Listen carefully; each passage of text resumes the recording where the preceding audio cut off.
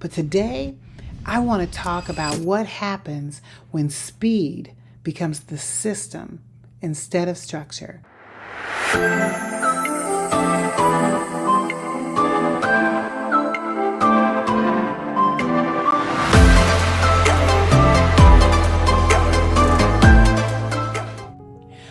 Welcome to Live for Free, where we transform lives through transitional housing, not as a bed to nowhere, but as a bridge to sustainability. And in the last episode, I talked about how full group homes can still fail people. Because you hear people always talking about, fill it up fast, I can move it fast. But they can still fail people. So go watch that episode. But today, I want to talk about what happens when speed becomes the system instead of structure. Because this is where the real damage happens, because you'll find that when speed changes how people think, it changes how their decisions are made. And over time, you're going to see how leaders have been trained to then ignore the very signals that exist to protect residents and programs. And when filling beds quickly becomes the benchmark, then that discernment starts disappearing. So then you'll have the intake conversations that are now shortened. You've got background questions that feel inconvenient instead of simply something you should do. And then the alignment discussions then become optional, and the focus shifts from readiness to availability. Now, I have watched operators convince themselves that they're helping people move quickly, when in reality, what they're doing is they're just simply avoiding discomfort. Now, I get it. I know what it's like to have a property where you have one or two beds, or even several of them that are sitting vacant. I'm actually having that right now happen. But guess what? I'm not making decisions based on a financial need. I'm making decisions based on what is necessary to move forward with what it is that I'm building.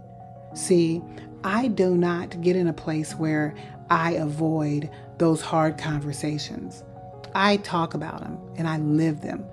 And I do not get in a position where I'm not willing to wait, because I'm waiting and I'm saying no. We're sitting here right now, I believe it's 10 right now, in a property that I've been sitting vacant, still paying on every month. Been doing it for how long? 8 months. Do you have the wherewithal to wait 8 months to make decisions? I do. I can wait.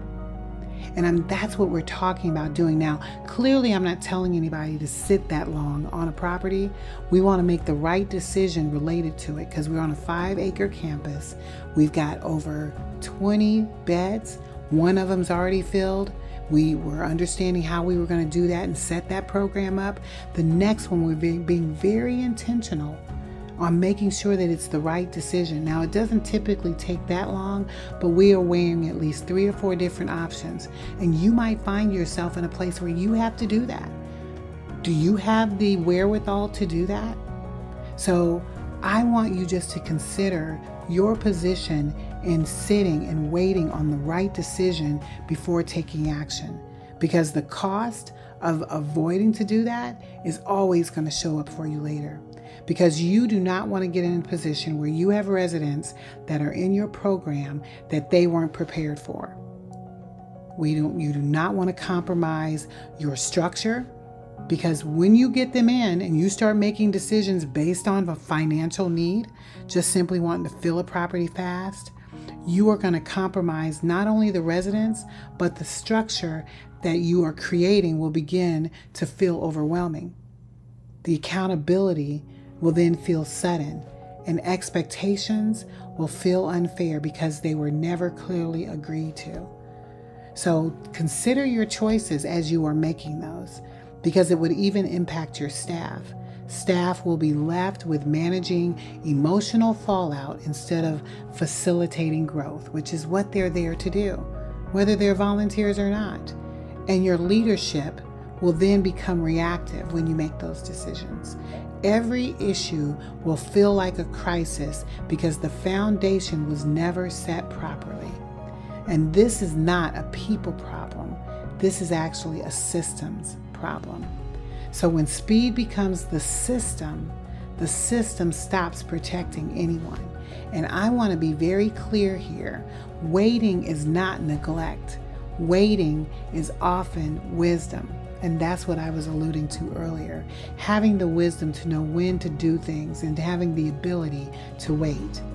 Because an empty bed is not always a failure. Sometimes it is evidence that leadership is choosing restraint over relief. And stewardship requires the ability to hold tension, to carry costs without compromising standards, and to trust that alignment matters more than appearance. See, I have had moments where it would have been easier for me to simply let someone move in quickly. I had someone call me literally just the other day. Hey, Tony, we got a guy that just needs a spot. Well, that's not what I do. What we do, we have a program, and I'm looking for people who want to fulfill that. So we don't move quickly on those decisions, but you need to be able to do that. And where your pressure is real, I don't want to say that it's not, but numbers do matter. And when you choose to wait, that is showing that you have the ability to make the right decisions, not because the need was not there, but because the program was not meant for everyone. And when the right person arrives, the difference will be unmistakable, and your expectations will be understood. And whatever structure you put in place, it will be respected, and the progress that you want to create will be steady. And that resident did not need rescuing. What they needed was a program that was honest about what it required. And that's what you must stand on. And this is what money-driven urgency destroys. It destroys honesty, it destroys clarity, and it destroys capacity. So don't be driven by money, and don't be driven by that urgency to set things up. Because when fear leads you, then the exceptions will multiply. And you'll have standards that you'll be soft on, and decisions are going to become short-sighted. And I will definitely say your program that you're creating will slowly shift from being a transformational focused program to one that is simply survival focused. So you must understand that fear is a terrible leader. Don't operate by it. Transitional housing is a sacred work, and you must see it as such. It sits at the intersection of vulnerability and responsibility, and it demands patience, as well as having clarity and the leadership that is willing to disappoint in the short term to protect people in the long term.